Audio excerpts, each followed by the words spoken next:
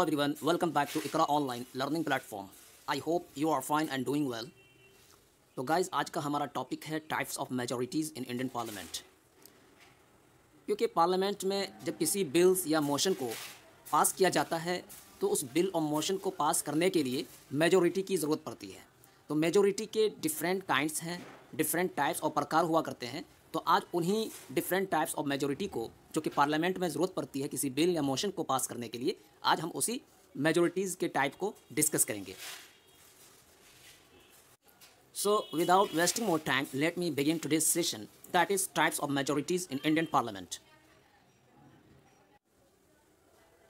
Guys, यहाँ पर कुछ पॉइंट को मेंशन किया गया है मेजॉरिटी के रिगार्डिंग। पहले हम उसे देख लेते हैं, फिर उसके बाद हम जितने भी प्रकार के मेजॉरिटी हैं वन बाय वन डिस्कस करेंगे with example. India follows a parliamentary democracy. India एक पार्लियामेंट्री डेमोक्रेसी को फॉलो करता है, मतलब कि यहाँ पर जो सरकार बनाई जाती है वो लोगों के ज़रिए बनाई जाती है। इस वजह से इंडिया में पार्लियामेंट्री फॉर्म ऑफ गवर्नमेंट को फॉलो किया जाता है। In a parliamentary democracy all major decisions are taken by the parliament. और एक पार्लियामेंट्री डेमोक्रेसी कंट्री में ऑल मेजर, जितने भी मेजर डिसीजन हुआ करते हैं वो पार्लियामेंट के ज़रिए लिए जाते हैं। To pass a bill so as to make the laws, the parliament needs to pass them with a majority. किसी भी बिल को पास करने के लिए, ताकि उस बिल को कानून बनाया जाए, किसी बिल को कानून बनाने के लिए पार्लियामेंट में उस बिल को पास करने के लिए एक मेजॉरिटी की ज़रूरत पड़ती है। So there are different types of majorities in the Indian parliament. तो इसलिए इंडियन पार्लियामेंट में बिल को पास करने के लिए डिफरेंट टाइप्स के मेजॉरिटी हैं। Although the Constitution of India does not provide an explicit classification for the kinds of majorities needed for passing various kinds of bills. इसी के साथ साथ कॉन्स्टिट्यूशन ऑफ इंडिया में इस तरह की कोई बात मेंशन नहीं किया गया है कि किसी भी बिल को पास करने के लिए क्या है मेजॉरिटी के काइंड हुआ करेंगे। मतलब कि कॉन्स्टिट्यूशन ऑफ इंडिया एक वाज़ेह क्लासिफिकेशन को प्रोवाइड नहीं करता है मेजॉरिटी के काइंड्स के regarding. And the next, a careful interpretation of the Constitution provides for major types of majorities. Next point में ये बात कही जा रही है कि एक careful interpretation of the Constitution ये 4 types के majority को provide करता है। इसमें 2 पॉइंट को बताया गया है इस पैराग्राफ में। अगरचे Constitution of India में explicitly जो है majority के kind को क्लासीफाई नहीं किया गया है, मगर जो Constitution का careful interpretation यानी किसी भी चीज़ को हाजिर दिमागी के साथ क्या है उसको एक्सप्लेन करना, तशरीह करना, इंटरप्रेट करना, तो कॉन्स्टिट्यूशन का एक नेचर है। तो ये नेचर जो है कॉन्स्टिट्यूशन का 4 प्रकार के मेजॉरिटी को प्रोवाइड करता है। So let's see the 4 types of majorities as follows. और वो 4 प्रकार के मेजॉरिटी क्या है? First simple majority, second absolute majority, third effective majority and the fourth special majority.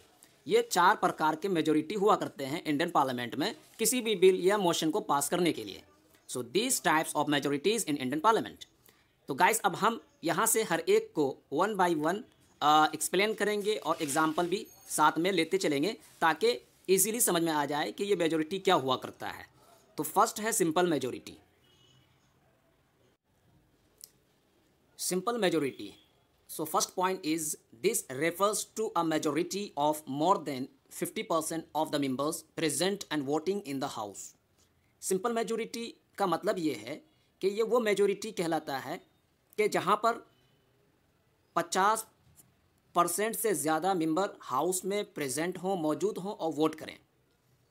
For example Lok Sabha हो या राज्यसभा हो, ये पार्लियामेंट के 2 हाउस हैं। तो किसी भी हाउस के में कितना 50% से ज़्यादा मेंबर आए हों, यानी कि जो मेंबर हाउस में प्रेजेंट हैं, मौजूद हैं, उसका 50%, 50% से ज़्यादा मेंबर क्या करें, वोट करें, तब जाकर क्या होगा, जो बिल है या मोशन है उसे पास किया जा सकता है। फॉर एग्ज़ाम्पल लोकसभा का टोटल स्ट्रेंथ है 545, मगर जो है ये पूरे के पूरे मेंबर जो है हाउस में नहीं आए हैं, सिर्फ जो है 500 आए हैं। तो 500 का 50% कितना होगा, 250। तो 251 अगर मेंबर क्या है किसी बिल या मोशन को वोट करे पास करने के लिए, तो ये सिंपल मेजोरिटी कहलाएगा। यानी कि जो मेंबर आए हुए हैं, हाउस में मौजूद हैं, उनका 50% से ज़्यादा। So it was the simple majority. नीचे में कुछ पॉइंट मेंशन किया गया है कि किन किन मैटर्स में सिंपल मेजोरिटी की ज़रूरत पड़ती है। So next point is also known as functional और वर्किंग मेजोरिटी। सिंपल मेजोरिटी को फंक्शनल और वर्किंग मेजोरिटी भी कहा जाता है। And the next point is this is the most commonly used type of majority. जितने भी प्रकार अभी हमने देखा, absolute majority, effective majority, special majority, इनमें से सबसे ज़्यादा सिंपल मेजोरिटी को यूज़ किया जाता है। And the next point, when the law does not specify the kind of majority needed, a simple majority is used for passing bills और motions. इस पॉइंट में ये कहना चाह रहे हैं कि कोई ऐसा कानून जिसमें स्पेशल मेजोरिटी की ज़रूरत ना हो या मेजोरिटी के काइंड को स्पेसिफाई ना किया गया हो, तो वहाँ पर सिंपल मेजोरिटी को यूज़ किया जाता है बिल्स और मोशन को पास करने के लिए। And the next point, ordinary bills require only a simple majority. जो ऑर्डिनरी बिल होते हैं, जिसको हमने लास्ट क्लास में डिस्कस भी किया था, money, financial, constitutional amendment bill को छोड़कर जो बिल हुआ करते हैं उसे ऑर्डिनरी बिल कहते हैं। तो ऑर्डिनरी बिल को पास करने के लिए सिंपल मेजोरिटी की ज़रूरत पड़ती है। सो गाइस, यहाँ पर एक एग्जाम्पल को मेंशन किया है मैंने, ताकि सिंपल मेजोरिटी आपको ईजिली समझ में आ जाए क्या होता है। So let's C, in the Lok Sabha, out of the total strength of 545, suppose 45 were absent and 100 abstained from voting. कि एग्जाम्पल में मैंने यहाँ लोकसभा को पेश किया है कि लोकसभा में टोटल स्ट्रेंथ कितने हैं, 545, 545। तो 545 में से 45 मेंबर जो हैं क्या थे, एब्सेंट थे, नहीं आए थे, और 100 मेंबर जो है वोटिंग करने से क्या है, गुरेज किए, यानी एब्सटेन हो गए, यानी कि वोट नहीं किया। तो कितने मेंबर बचे, 400 बचे। This means that only 400 members were present. तो ये समझा जाएगा कि 45 मेंबर तो आए नहीं, 100 मेंबर ने वोटिंग नहीं किया, तो बचे कितने, 400। तो अब ये समझा जाएगा जो 400 मेंबर हैं यही प्रेजेंट हैं। अब जो ये 400 में से 201 मेंबर अगर वोट कर देते हैं किसी भी बिल्स को लेकर के या मोशन को लेकर के, तो वो बिल और मोशन पास हो जाएगा, और यही क्या है, सिंपल मेजोरिटी कहलाएगा। तो इसी बात को यहाँ मेंशन किया है, this means only 400 members were present and voting. In this case the simple majority needed is 201, मतलब 50% + 1। तो लोकसभा में टोटल स्ट्रेंथ 545 है, 45 एब्सेंट है और 100 जो एब्सटेन हो गए वोट से। तो इसका मतलब ये निकला कि जो 400 मेंबर हैं यही प्रेजेंट है और यही वोट कर रहे हैं। तो इस सूरत में सिंपल मेजोरिटी 201 कहलाएगा, जिसे हम कहते हैं 50% + 1। अब यहाँ पर जो है कुछ एग्जाम्पल को मेंशन किया गया है कि जहाँ पर सिंपल मेजोरिटी की ज़रूरत पड़ती है। So let's see, first example is to pass money bill, financial, ordinary bills. इन बिलों को पास करने के लिए सिंपल मेजोरिटी की ज़रूरत पड़ती है, यानी कि उस हाउस का 50% से ज़्यादा लोग जो प्रेजेंट हों वोट करें। And the second point, to pass adjournment motion, non confidence motion, censure motion, confidence motion. Guys, motion के भी कई तरह के प्रकार हैं, उसको हम सेपरेट वीडियो में डिस्कस करेंगे। तो चाहे मोशन वो नॉन कॉन्फिडेंस मोशन हो, कॉन्फिडेंस मोशन हो, एडजर्नमेंट मोशन हो, सेंसर मोशन हो, कोई भी मोशन हो, उसको पास करने के लिए सिंपल मेजोरिटी की जरूरत पड़ती है। And the next, to declare a financial emergency. Financial emergency को डिक्लेयर करने के लिए भी सिंपल मेजोरिटी की जरूरत पड़ती है। And the next, to declare president's rule, that is state emergency. President rule, जिसको हम स्टेट इमरजेंसी भी कहते हैं, यहाँ पर भी सिंपल मेजोरिटी ही की जरूरत पड़ती है। इसी के साथ साथ जो speaker, deputy speaker of the Lok Sabha को इलेक्ट करने के लिए भी क्या है, सिंपल मेजोरिटी की जरूरत पड़ती है। इसी के साथ साथ जो कॉन्स्टिट्यूशन अमेंडमेंट बिल हुआ करता है अंडर आर्टिकल 368, तो which needs to be ratified by the state, needs only a simple majority at the state legislatures. यानी कि कॉन्स्टिट्यूशन अमेंडमेंट बिल जो फेडरलिज्म को क्या कर रहा हो, अफेक्ट कर रहा हो, तो उस सूरत में सेंट्रल लेवल पे तो क्या है, स्पेशल मेजोरिटी की जरूरत पड़ेगी, मगर इसी के साथ साथ जो है स्टेट लेजिस्लेचर से भी रेटिफिकेशन करवाना पड़ता है। तो स्टेट लेजिस्लेचर से जब हम रेटिफिकेशन करवाएंगे तो वहाँ पर सिंपल मेजोरिटी की जरूरत पड़ती है। यहाँ पर दो चीज़ है, यानी कि जब कॉन्स्टिट्यूशनल अमेंडमेंट बिल किसी फेडरल स्ट्रक्चर को अफेक्ट कर रहा हो, तो यहाँ पर हमें 50% स्टेट से रेटिफाई करवाना पड़ता है। तो जो स्टेट लेवल पर हम रेटिफिकेशन करवाएंगे उस बिल की, तो वहाँ पर सिंपल मेजोरिटी चाहिए। वाइस वर्सा सेंट्रल लेवल में तो क्या है, स्पेशल मेजोरिटी ही चाहिए। सो गाइस, ये कुछ एग्जांपल थे सिंपल मेजोरिटी से रिलेटेड कि कहाँ कहाँ पर सिंपल मेजोरिटी की जरूरत पड़ती है। So second type of majority is absolute majority. This refers to a majority of more than 50% of the house's total membership. Absolute majority ये होता है कि जो हाउस है, चाहे वो लोकसभा हो या राज्यसभा, जब हाउस बोले तो पार्लियामेंट का दोनों हाउस, तो हाउस का टोटल मेंबरशिप का 50% से ज़्यादा जो मेजोरिटी होता है उसको हम एब्सोल्यूट मेजोरिटी कहते हैं। अभी एग्जांपल भी लेंगे ताकि इजीली समझ में आ जाए। इतना याद रखना है कि एब्सोल्यूट मेजोरिटी कहते हैं जो हाउस है उस हाउस का जो टोटल स्ट्रेंथ है, टोटल मेंबरशिप, उस टोटल मेंबरशिप के 50% से ज़्यादा, ये होता है absolute majority. This means that in the Lok Sabha the absolute majority is 273। Example, जैसे कि लोकसभा है तो लोकसभा का जो टोटल स्ट्रेंथ कितना है 545। तो इस 545 को हम 2 से डिवाइड करेंगे तो कितना आएगा 272 समथिंग। तो उस समथिंग को हम जो है पूरा कंप्लीट कर देंगे तो कितना हो जाएगा 273। तो ये जो 273 है यही क्या है एब्सोल्यूट मेजोरिटी है। 272 समथिंग ये हो गया 50%, मगर यहाँ क्या है मोर देन 50%। तो एक पॉइंट हम बढ़ा देंगे तो कितना हो जाएगा 273। तो ये हुआ लोकसभा के टोटल मेंबरशिप का 50% से ज़्यादा 273, ये होता है एब्सोल्यूट मेजोरिटी। तो गाइस अभी के मुताबिक एब्सोल्यूट मेजोरिटी को एनोनली जो है किसी बिल में यूज़ नहीं किया जाता है, जब इसके साथ कोई स्पेशल मेजोरिटी लगा हो तब इसको यूज़ करते हैं। हाँ, ये है कि स्टेबल गवर्नमेंट के लिए एब्सोल्यूट मेजोरिटी को यूज़ किया जाता है, यानी कि गवर्नमेंट की स्टेबिलिटी को चेक करने के लिए कि गवर्नमेंट स्टेबल है कि नहीं, इसके लिए जो है एब्सोल्यूट मेजोरिटी ज़रूरी होती है, जिसको हम कहते हैं 273 का आंकड़ा। तो गाइस ये था absolute majority. And next type of the majority is effective majority. So let's see, this refers to a majority of more than 50% of the effective strength of the house. तो इफेक्टिव मेजोरिटी कहते हैं कि जो house है, house का total strength का 50% से ज़्यादा को हम क्या कहते हैं इफेक्टिव मेजोरिटी, माइनस वेकेशन। जितने भी मेंबर क्या हैं वैकेट किए हुए हैं, छुट्टी में हैं, कहीं पर भी हैं, उनको माइनस करके जो हाउस का टोटल स्ट्रेंथ है उसका 50% से ज़्यादा को हम क्या कहते हैं इफेक्टिव मेजोरिटी कहते हैं। For example, so in the Lok Sabha out of the total strength of 545 suppose 5 are vacant seats. Lok Sabha में टोटल स्ट्रेंथ 545 है, 545। तो 545 में से 5 मेंबर यानी कि 5 सीटें खाली हैं, चाहे वो किसी मेंबर का डेथ हो गया हो या किसी भी रीज़न से वो क्या है सीट वैकेट चल रहा है, खाली चल रहा है। तो 5 सीट जो है उसमें क्या है वैकेंट है, खाली है। तो अब कितना बचा 540। तो this means that the effective strength of the house is 540। तो 5 सीट क्या है वैकेंट है, खाली चल रहा है, तो उसको माइनस कर देंगे। तो माइनस करने के बाद जो बचेगा 540, तो यही क्या है इफेक्टिव मेजोरिटी कहलाएगा। इसी को इस बात को मेंशन किया है कि हाउस के टोटल स्ट्रेंथ का 50% से ज़्यादा माइनस वैकेशन। तो 545 टोटल स्ट्रेंथ हो गया, उसमें से 5 सीट जो है क्या वैकेंट चल रहे हैं, तो बचा कितना 540। तो ये 540 जो है यही क्या इफेक्टिव मेजोरिटी कहलाता है। मगर हाँ, तो अब जो है 540, तो 540 को हम डिवाइड करेंगे किससे 2 से, तो कितना हो जाएगा 270। ये तो हुआ 50%, मगर यहाँ कह रहा है मोर देन 50%, तो एक इसमें हम क्या ऐड कर देंगे, तो 271 ये क्या कहलाएगा लोकसभा का इफेक्टिव मेजोरिटी कहलाएगा।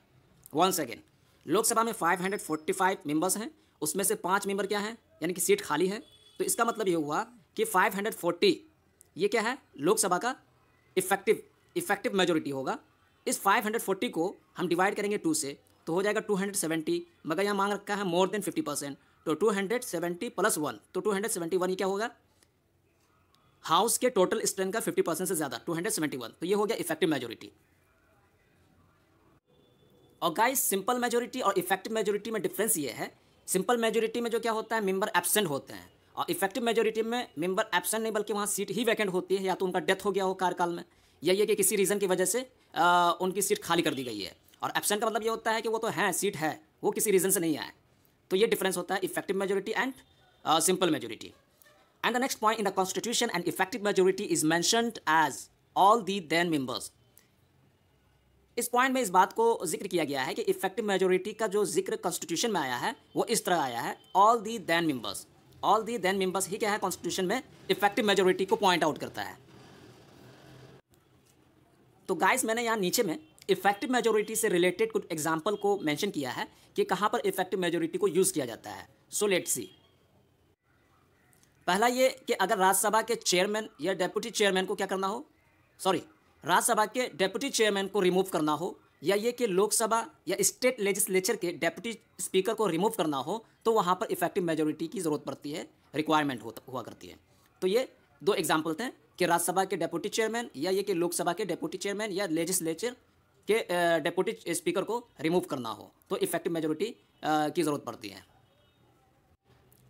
सो it was something related to effective majority. तो अब तक हमने जो है simple majority, absolute majority and effective majority यानी मेजोरिटी के 3 प्रकार को डिस्कस कर लिया है विद एग्जांपल। अब नेक्स्ट मेजोरिटी है special majority. So have a look at this type of majority. Any majority other than simple, absolute and effective are called special majorities.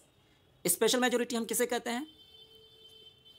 Special majority वो majority कहलाता है, simple majority, absolute and effective majority इनको छोड़कर हम special majority कहते हैं। यानी any majority, simple majority, absolute, effective, इनको छोड़ करके एनी मेजोरिटी को हम कहते हैं special majorities. These are 4 types of special majorities, they are as follows. और स्पेशल मेजोरिटी की भी जो है 4 प्रकार हुआ करते हैं या 4 टाइप्स के स्पेशल मेजोरिटी हुआ करते हैं। So have a look. So first type is special majority according to article 249। Special majority का पहला टाइप है आर्टिकल 249 के जो अकॉर्डिंग है उसे हम स्पेशल मेजोरिटी कहते हैं। सेकेंड है special majority according to article 368। Article 368 के अकॉर्डिंग जो स्पेशल मेजोरिटी होता है ये दूसरा टाइप हो गया। एंड तीसरा टाइप ये है कि article 368 plus 50% state ratification by a simple majority, ये एक तीसरा टाइप हो गया स्पेशल मेजोरिटी का। And the fourth special majority according to article 61। और जो आर्टिकल 61 है उसके अकॉर्डिंग जो मेजोरिटी हुआ करता है ये चौथा प्रकार या 4th टाइप हो गया स्पेशल मेजोरिटी का। अब हम इन चारों को 1 बाय 1 विद एग्जांपल डिस्कस करेंगे। Special majority according to article 249। So guys, article 249 के अकॉर्डिंग जो स्पेशल मेजोरिटी होता है वो ये होता है, this refers to a majority of 2/3 members present and voting. Article 249 के अकॉर्डिंग स्पेशल मेजोरिटी उस मेजोरिटी को कहते हैं कि जिसमें 2/3 मेंबर्स हाउस में प्रेजेंट हों और वोट कर रहे हों। तो इसमें 2 वर्ड हैं कि 2/3 मेंबर्स क्या हों, प्रेजेंट हों और वोट कर रहे हों, तो इसे हम कहते हैं 2/3 मेजोरिटी। और ये 2/3 मेजोरिटी को राज्यसभा के रेजोल्यूशन को पास करने के लिए यूज़ किया जाता है, जिसमें पार्लियामेंट को पावर दिया जाता है कि वो स्टेट लिस्ट में कानून बना सके। स्टेट लिस्ट में कानून बनाने के लिए पार्लियामेंट को पावर दिया जाता है, यानी कि पावर दिए जाने के लिए राज्यसभा से एक रेजोल्यूशन को पास किया जाता है। तो ये स्पेशल मेजोरिटी 2/3 मेजोरिटी के जरिए इस रेजोल्यूशन को पास किया जाता है। फॉर एग्जांपल कि लोकसभा में 545 टोटल स्ट्रेंथ है, 545। अब 545 मेंबर में से सिर्फ 450 मेंबर आए। 450 का 2/3 कितना होगा? 450 को हम डिवाइड करते हैं 3 से तो कितना आएगा? 150। 150 प्लस 150 तो कितना हो गया? 300। तो ये 300 जो है 445 का 2/3 कहलाता है। मगर यहाँ क्या बोला है? 50% से ज़्यादा। तो 301 ये हो जाएगा 2/3 यानी 50%, मोर देन 50% ऑफ 2/3। तो ये 2/3 जो है मेजोरिटी ज़रूरत पड़ती है कब? जब एक राज्यसभा के रेजोल्यूशन को पास करना हो स्टेट लिस्ट में कानून बनाने के रिगार्डिंग। तो ये था special majority according to article 249। So guys, ये वाला जो स्पेशल मेजोरिटी है आर्टिकल 249 के अकॉर्डिंग, इसे 2 जगह यूज़ किया जाता है, जिसमें से एक मैंने यहाँ मेंशन कर दिया कि जब स्टेट लिस्ट में कानून बनाना हो तो उस टाइम राज्यसभा में एक रेजोल्यूशन को पास किया जाता है जहाँ पर special majority according to article 249 की जरूरत पड़ती है। और दूसरा सिचुएशन ये है कि जब Rajya Sabha knew all India service को क्रिएट करता है तो उस टाइम जो है क्या कहते हैं, special majority according to article 249 की जरूरत पड़ती है। So this were some situation of uses special majority according to Article 249. And the next type of special majority is according to Article 368. तो guys, next type special majority ये है, यानी कि जो majority Article 368 के मुताबिक किया जाता है। So let's see, this refers to a majority of 2/3 members present and voting, supported by over 50% of the total strength of the house. Special majority according to Article 368, this refers to a majority of 2/3 members present and voting supported by over 50% of the total strength of the house. This is chiefly used for most of the constitution amendment bills. तो ये जो special majority article 368 के मुताबिक है, इसे constitution में amendment करने के लिए यूज़ किया जाता है। तो basically according to article 368 special majority उस मेजोरिटी को कहते हैं जहां पर 2/3 मेंबर्स प्रेजेंट हो और वोट कर रहे हों, और इसी के साथ साथ हाउस के टोटल स्ट्रेंथ का 50% से ज़्यादा लोग सपोर्ट भी कर रहे हों, तब जाकर हम क्या है कॉन्स्टिट्यूशन में क्या कर सकते हैं, अमेंडमेंट कर सकते हैं। तो इसमें 2 पॉइंट है, एक तो ये है कि 2/3 मेंबर्स प्रेजेंट हो हाउस में और वोट करें, इसी के साथ साथ उस हाउस का जो टोटल स्ट्रेंथ है उस टोटल स्ट्रेंथ से ज़्यादा लोग क्या हो सपोर्ट भी करें, तब जाकर क्या होगा, हम इस मेजोरिटी के जरिए कॉन्स्टिट्यूशन में संशोधन कर सकते हैं। तो अब इस टाइप के मेजोरिटी को कहाँ कहाँ पर यूज़ किया जाता है, तो कुछ एग्जाम्पल को यहाँ मेंशन किया गया है। सो have a look. The first is passing a constitutional amendment bill which does not affect federalism. पहला ये कि कॉन्स्टिट्यूशन अमेंडमेंट बिल को पास करने के लिए जो कॉन्स्टिट्यूशन अमेंडमेंट बिल फेडरलिज्म को यानी कि स्टेट से रिलेटेड मैटर को क्या है अफेक्ट ना कर रहा हो, तो वहाँ पर हम आर्टिकल 368 के मुताबिक स्पेशल मेजोरिटी को यूज़ करते हैं। एंड द सेकेंड, रिमूविंग जजेस ऑफ द सुप्रीम कोर्ट और हाई कोर्ट। हाई कोर्ट और सुप्रीम कोर्ट के जजेस को रिमूव करने के लिए, हटाने के लिए भी हम इस टाइप के मेजोरिटी को यूज़ करते हैं, यानी 2/3 प्रेजेंट एंड वोटिंग, और इसी के साथ साथ मोर than 50% of the total house support भी करें।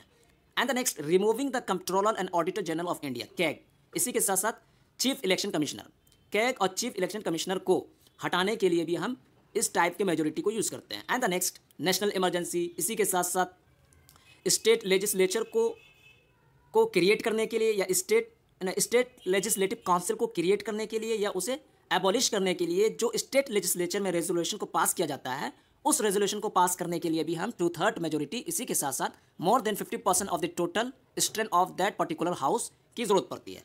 तो ये कुछ एग्जाम्पल थे जहाँ पर हम आर्टिकल 368 के मुताबिक जो स्पेशल मेजोरिटी है उसको यूज़ करते हैं।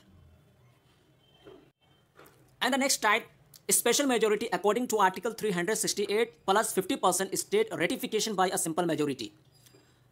तो अगला प्रकार मेजोरिटी का ये है कि जहाँ पर हम आर्टिकल 368 इसी के साथ साथ 50% स्टेट रेटिफिकेशन की भी ज़रूरत पड़ती है बाय अ सिंपल मेजोरिटी।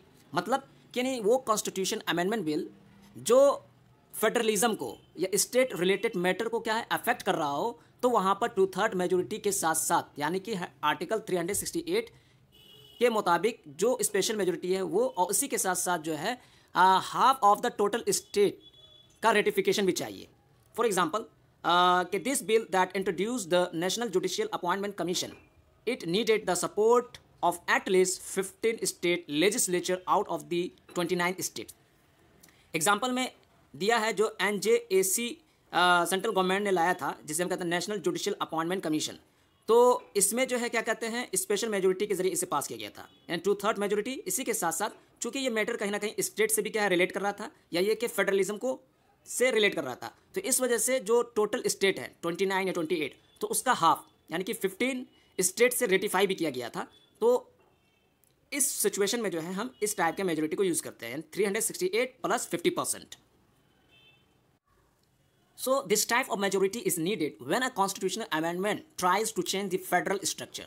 तो वही बात कि इस टाइप के मेजोरिटी को हम उस वक्त यूज़ करते हैं जब कॉन्स्टिट्यूशनल अमेंडमेंट बिल या जो भी कॉन्स्टिट्यूशन में अमेंडमेंट किया जा रहा है, संशोधन किया जा रहा है, वो कहीं ना कहीं फेडरल स्ट्रक्चर को चेंज करने का क्या है कोशिश कर रहा हो।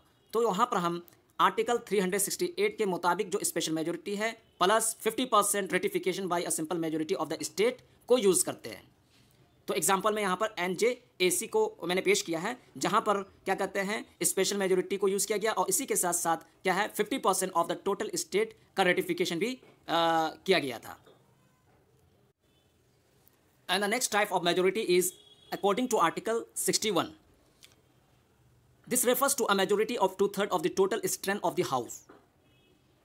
तो स्पेशल मेजोरिटी का एक टाइप ये भी है जो आर्टिकल 61 कहता है, और ये मेजोरिटी उस वक्त यूज़ किया जाता है जब प्रेसिडेंट ऑफ इंडिया को इम्पीच करना हो, प्रेसिडेंट ऑफ इंडिया को हटाना हो, तब हम आर्टिकल 61 को यूज़ करते हैं, या ये कि 2/3 members of the total strength of the house. For example कि लोकसभा में टोटल स्ट्रेंथ कितना है 545, तो 545 का 2/3 मतलब 273। इसमें जो प्रेजेंट और वोटिंग की बात नहीं है, इसमें जो है जो हाउस का टोटल स्ट्रेंथ है उसका 2/3 चाहिए। तो 545 का 2/3 273। इतने मेंबर का क्या है वोट चाहिए प्रेसिडेंट ऑफ इंडिया को इम्पीच करने के लिए। तो ये होता है आर्टिकल 61 के अकॉर्डिंग स्पेशल मेजोरिटी। सो गाइज, ये कुछ टाइप्स थे मेजोरिटी के जिसे इंडियन पार्लियामेंट में यूज़ किया जाता है किसी भी बिल्स को पास करने के लिए या मोशन को पास करने के लिए, जिसमें हमने 4 टाइप के मेजोरिटी को देखा: simple majority, absolute majority, effective majority and special majority. और इसी के साथ साथ हमने एग्जाम्पल को भी साथ में रखा था ताकि आपको ईजिली समझ में आ जाए। तो आज जो हमारा जो है मेजोरिटी वाला पोर्शन कंप्लीट हो गया। नेक्स्ट वीडियो में हम इसके आगे के टॉपिक को कवर करेंगे। तब तक के लिए टेक केयर। वीडियो को लाइक, शेयर और सब्सक्राइब करें। Thank you very much.